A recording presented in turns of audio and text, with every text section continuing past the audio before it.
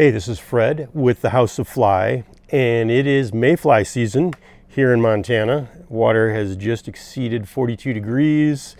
BWOs are starting to pop, our first mayfly of the year. And so today I'm going to tie this little nugget. It's a BWO. I basically use it as my, my BWO guide fly. So to put this thing together, I've got a little NU 60-degree barbless hook.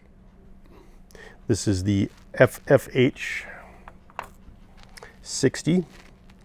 And to get this little tungsten slotted bead on the hook, what I like to do is put the hook in my vise straight up and down like that. And then I grab my bead, find the correct opening, and just drop it right on. It's a lot easier than trying to dig it out in your hand in other spots. Then we'll just roll that around and put the hook where it needs to go for tying.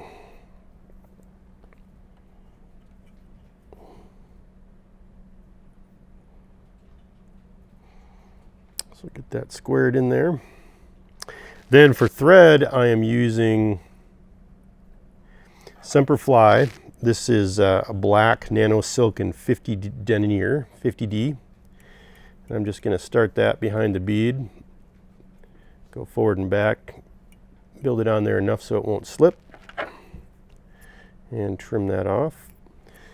Then for ribbing, I'm going to be using some ultra wire, just a small silver. I've got a little piece here all ready to go. I like to start that wire just stuck right into the bead, and then I'm going to wrap on it a few times, make sure it's secure. And then as I continue down the fly, if I hold this at an angle, my thread will just slide right along and I get perfect coverage of the hook. And I'm tying this wire on my side of the hook as I go down there. The width of the wire actually helps to create a flat spot on the fly, more in the shape of a tiny little nymph.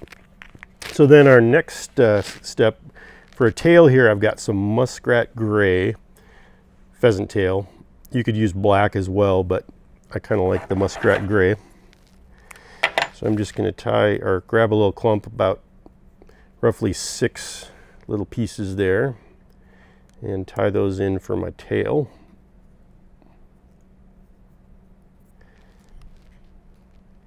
Get that length where I want it.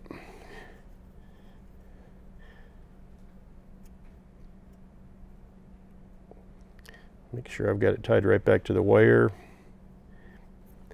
And then I'm just going to trim that right at the bead. Then I'm going to build up just a little bit of taper. Just going to take my thread back to the midpoint and then bring it on forward. These little guys are pretty slender. And then we're going to go ahead and rib it.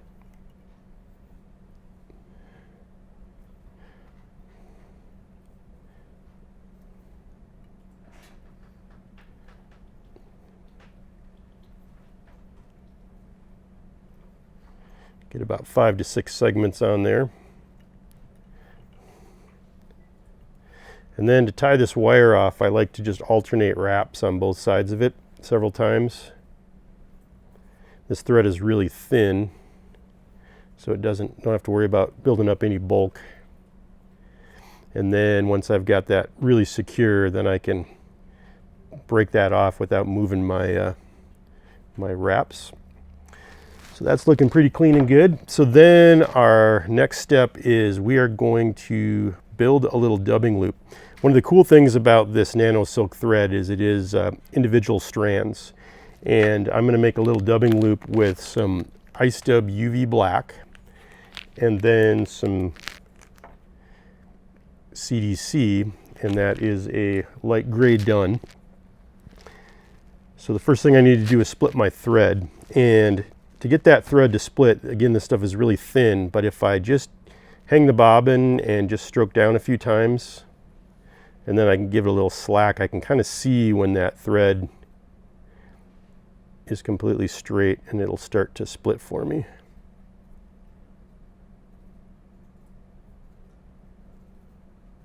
Get a little back pressure spin there, and you can see it starts to open up. Then I'm just going to take a barbless hook point and use that for getting a little divided point.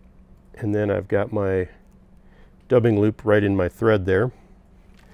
So I'm going to start with a very tiny little spot, maybe a little smaller than a dime of that ice dub.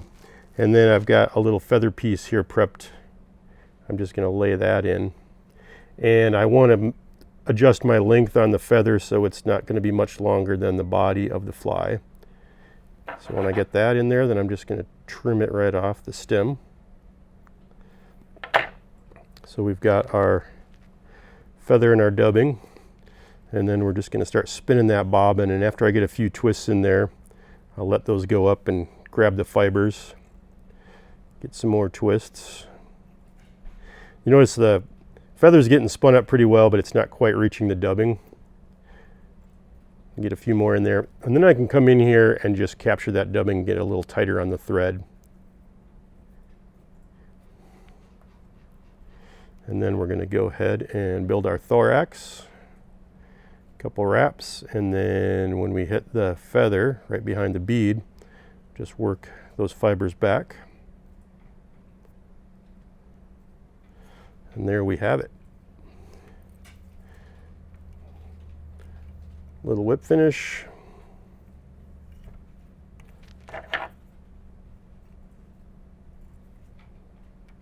That baby is ready to fish. Super quick and easy tie. This fly has just been a real solid fish catching bug for me in the early part of the year on the Missouri River where I fish it, as well as some other smaller streams in our local area. I'm sure it will work wherever you have Baetis. Later in the summer, I will tie the same fly and I'll bump it up to a 16 or even a 14. And when I do that, I usually go ahead and use the pheasant tail for the whole body. But on this 18, I just stick with the thread body, and it ties up really nice and quick.